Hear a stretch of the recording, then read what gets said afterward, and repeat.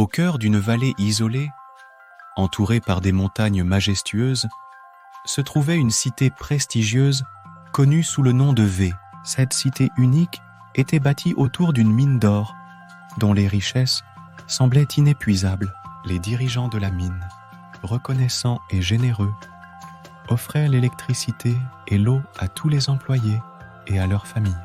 Ainsi, chaque foyer de V jouissait d'un confort rare dans les régions avoisinantes. Les rues de V brillaient d'une lumière vive et constante, si brillante que la nuit ressemblait au jour.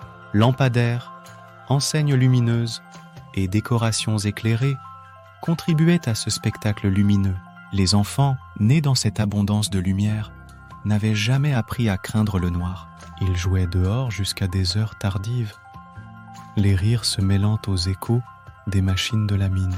Dans les maisons, les lumières ne s'éteignaient jamais. Les télévisions chantaient à toute heure. Les réfrigérateurs bourdonnaient sans repos et les ventilateurs et climatiseurs tournaient sans fin pour combattre la chaleur. Cette générosité de la mine avait cependant un effet inattendu. Elle engendra des habitudes de gaspillage parmi les habitants. Personne ne se souciait de tourner un interrupteur pour éteindre la lumière ou de fermer un robinet. L'eau et l'électricité, libres et illimitées, semblaient aussi naturelles que l'air qu'ils respiraient. Mais cette époque de prospérité ne fit pas que des heureux. Certains anciens de la cité, qui se souvenaient des temps plus modestes, murmuraient entre eux, inquiets des conséquences de cette abondance. Ils craignaient que leurs enfants, élevés sans connaître la valeur de ces ressources, ne soient pas préparés pour des jours moins fastes. Les années passèrent, et les mines de V, autrefois si riches, commencèrent à montrer les premiers signes de fatigue. Les veines d'or, qui scintillaient autrefois profondément dans les entrailles de la terre, se raréfiaient jusqu'à ce que la dernière pépite soit extraite. La mine, cœur battant de la cité, cessait lentement de pulser, préparant les habitants à un avenir incertain. La nouvelle de la fermeture de la mine tomba un matin gris. Les dirigeants de la mine, le visage sombre et les yeux baissés, annoncèrent que la source de leur prospérité était épuisée. Avec la fermeture de la mine, l'entreprise ne pouvait plus offrir gratuitement l'électricité et l'eau. La nouvelle se répandit rapidement, semant l'angoisse et la confusion parmi les habitants.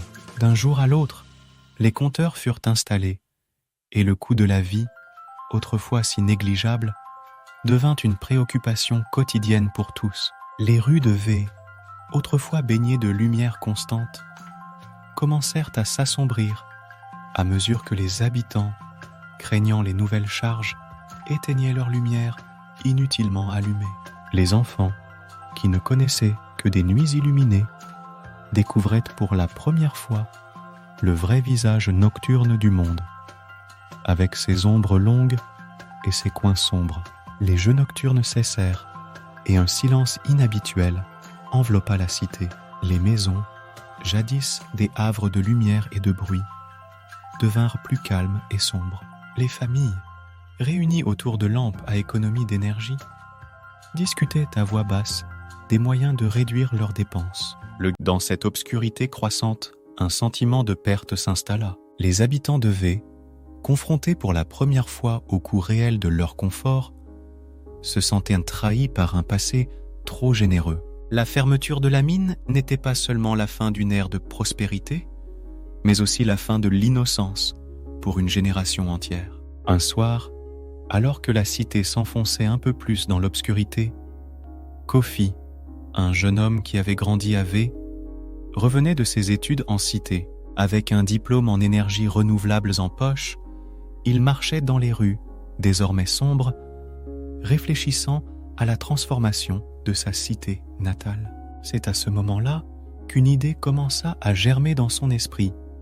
Une idée qui pourrait non seulement ramener la lumière dans les foyers, mais aussi redonner espoir au cœur. Il arriva devant sa maison d'enfance, où sa mère l'accueillit avec un sourire teinté de tristesse. Après les retrouvailles, ils s'assirent pour discuter à la lueur d'une lampe solaire que Kofi avait apportée en cadeau. Il écouta sa mère raconter les difficultés rencontrées et comment la nuit avait changé la dynamique de leur vie quotidienne. Inspiré par ces récits, Kofi partagea avec sa mère son projet, introduire l'énergie solaire à V. Il expliqua comment les panneaux solaires pourraient capter l'énergie du soleil pendant la journée pour alimenter leur maison la nuit, réduisant ainsi les coûts d'électricité et redonnant de l'autonomie à la communauté. Sa mère, écoutant attentivement, sentit une lueur d'espoir renaître. Le lendemain, Kofi organisa une réunion dans la salle communautaire, invitant tous les résidents à venir discuter de son plan. Avec un tableau blanc et des schémas qu'il avait préparés, il expliqua les bases de l'énergie solaire, les coûts initiaux et surtout les économies à long terme. Les habitants, d'abord sceptiques, commencèrent à s'interroger sur la possibilité de cette nouvelle vie. Kofi répondit patiemment à leurs questions, décomposant les mythes et soulignant les avantages, non seulement économiques, mais aussi environnementaux. Motivé par l'intérêt croissant de ses voisins, Kofi proposa de former une équipe volontaire pour aider à installer les premiers panneaux solaires. Des jeunes, des adultes, même quelques anciens mineurs se portèrent volontaires, désireux d'apprendre et de participer à cette transformation. Ensemble, ils installèrent les premiers panneaux sur le toit de la salle communautaire, qui devint ainsi le premier bâtiment de la cité à être alimenté exclusivement par le soleil. Ce succès initial fut célébré avec une petite fête sous les nouvelles lumières LED de la salle. La communauté, revigorée par ce premier pas vers l'autonomie énergétique, écoutait Kofi parler des prochaines étapes. Il détailla un plan pour étendre l'installation à d'autres maisons et même à l'école et à la clinique du village. Kofi souligna l'importance de la gestion de l'énergie et proposa des ateliers pour enseigner aux résidents comment maximiser l'utilisation de leurs nouvelles sources d'énergie. Avec le succès de la première installation solaire à la salle communautaire, l'enthousiasme au sein de V atteignait des sommets inédits. Les habitants, inspirés par la transformation de leur lieu de rencontre en un symbole de renouveau, étaient plus que prêts à embrasser cette nouvelle ère de l'énergie solaire. Kofi, reconnaissant l'importance de maintenir cette dynamique, organisa des ateliers éducatifs sur l'énergie solaire. Il expliqua les principes de fonctionnement des panneaux, la manière de les entretenir. Ces sessions devinrent rapidement populaires, transformant même les plus sceptiques en fervents partisans de la cause solaire. Avec l'aide de volontaires formés lors des ateliers, Kofi lança un projet ambitieux, équiper chaque maison de V de panneaux solaires. Le projet fut soutenu par des subventions obtenues grâce aux contacts universitaires de Kofi, ainsi que par des dons de partenaires internationaux, séduits par l'initiative de la cité de devenir autonome en énergie. Les toits de V commencèrent à se parer de panneaux brillants, captant l'énergie du soleil africain. Chaque installation réussie était une victoire célébrée par la communauté. Les habitants, qui avaient participé activement à la transformation de leur propre maison, ressentaient un sentiment renouvelé de contrôle et de fierté sur leur environnement. Cela permit de réduire encore plus la dépendance de la cité vis-à-vis des réseaux électriques traditionnels. Alors que les mois passaient, les rues de V, qui s'étaient assombries après la fermeture de la mine, commencèrent à briller à nouveau chaque soir. Mais cette fois, l'éclairage était différent.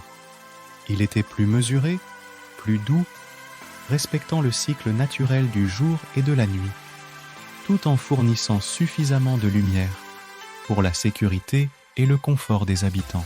La transformation ne s'arrêta pas aux maisons individuelles.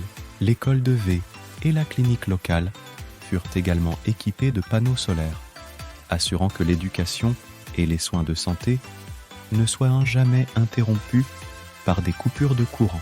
Kofi instaura un système de maintenance régulière, géré par des équipes locales formées, garantissant que les installations solaires restent optimales en toutes circonstances. En voyant les changements positifs autour d'eux, les résidents de V adoptèrent de nouvelles habitudes.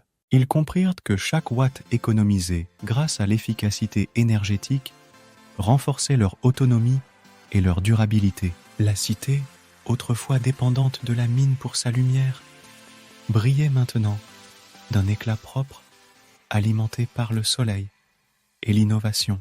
N'oubliez pas de vous abonner et de cliquer sur la cloche pour ne manquer aucune de nos histoires inspirantes.